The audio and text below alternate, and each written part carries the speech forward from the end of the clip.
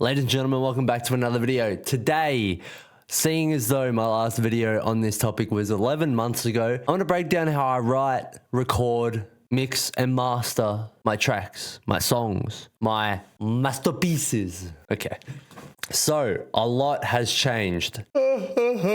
This project file is very colorful. So yeah, let's just get straight into it. This song I'm going to be breaking down right here is not released yet. It's a little sneak peek right there. And the funny thing about this track is this is actually one of the first loops I made way back when I started making beats. And it's actually insane. When I say one of my first, I mean like one of my first good ones. All of these tracks that are colored, they're linked to mixer tracks that I'll get into more as we go into the breakdown. But this track is just a loop. There's no drums, but depending on, you know, how I make the beat or what instrumental I'm using, things will be structured differently. For this song in particular, what I do is when I'm writing and recording is I rearrange the beat a lot of times. Some sections sound better for a hook or for a verse, so I always make sure that it's on generic bleeding and I just chop it up and move it around so that it fits the song. And then I have these transition tracks. They're obviously linked to the transition mixer track. I usually do this last after I've recorded because I know what structure it's going to be and where I want the transitions to be, obviously to emphasize certain points of the track. So there's those, and then straight under that we've got all the beat automation. Now I have 5 tracks here. I rarely ever use all 5. Most often it's like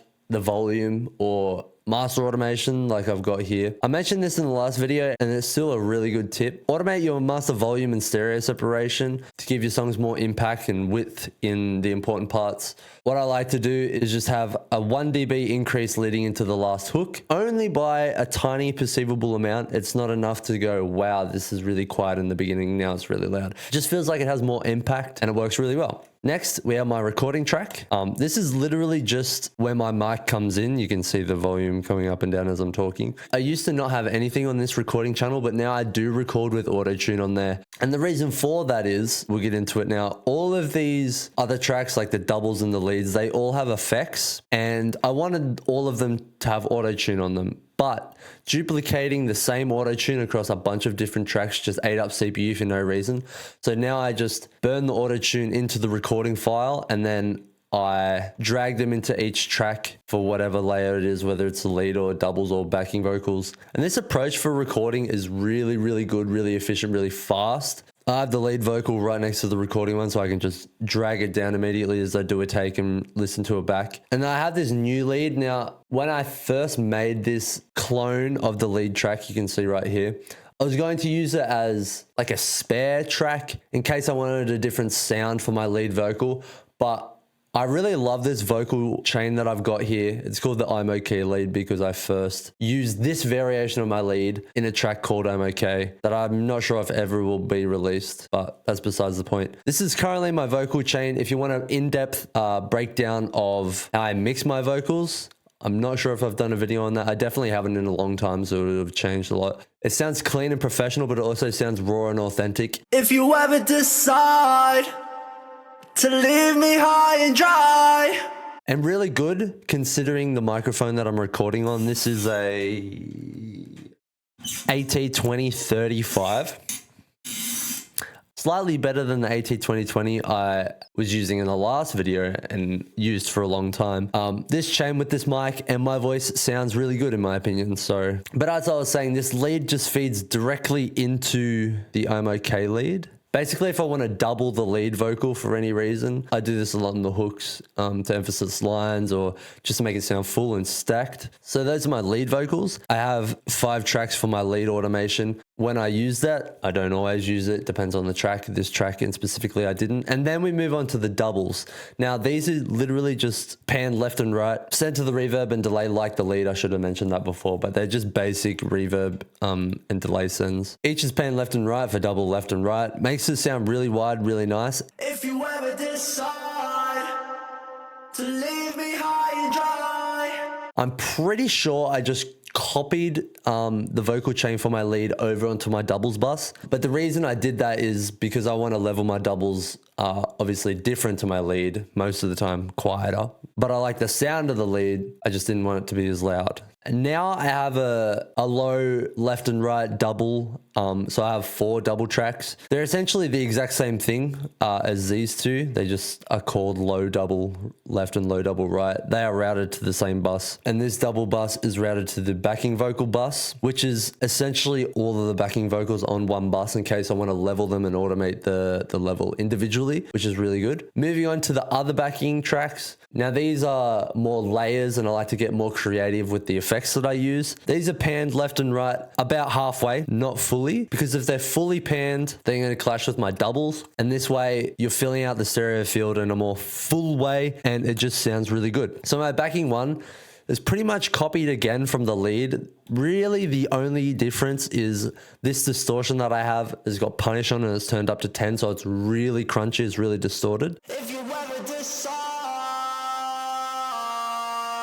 And then my backing 2 vocal, I just have a really basic EQ and compression. And then I have a lot of delay and then some chorus. It just makes it sound really washed out, far away and disorientating in a way because it's got a lot of that delay plus it's got the reverb and delay sense. So it really sounds spaced out. If you ever decide.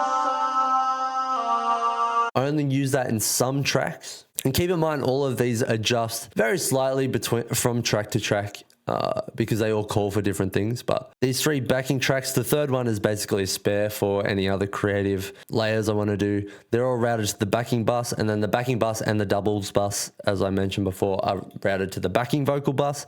And then the backing vocal bus, as well as the leads, are routed to the vocal bus. So at every stage of the layers, I have full control of the levels and I can mix them as I see fit. So I have more control with groups as well as individual tracks, which I think is really handy to have, especially when you mix in your recording session for the most part, like I do. And obviously the beat and the transitions are routed to the beat bus, so I can level these two here with respect to each other. And then obviously they're routed to the master, and literally on my master I have a Fruity limiter, which for the most part is just pushing gain into a soft clipper, a Fruity soft clipper. And then when I finish my track to, get the loudness up to where I want it to be to release it on DSPs like Spotify and Apple Music, I use FabFilter Pro L2. It's a great limiter. I use the transparent style, and then I literally push the gain up until it's around -9 LUFS. That's just for me what sounds the best, because I do like my tracks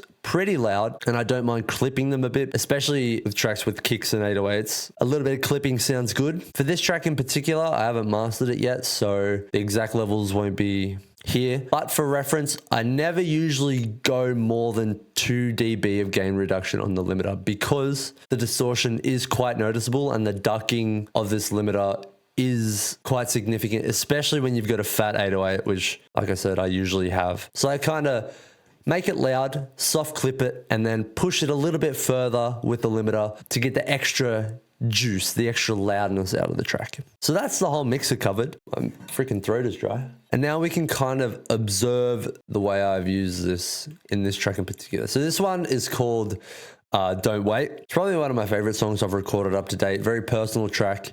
When it drops, I'll let you know because it definitely will be dropping in the future. So this track is the lead, and then we've got the doubles here, which essentially is just a double of the lead for this track. Sometimes I do harmonies, especially at the end of like an 8-bar measure. And then this backing 1 vocal, because it is pretty much a copy of the lead with a bunch of distortion, I like to get more creative and kind of use it as an ad-lib track / backing, harmonizing.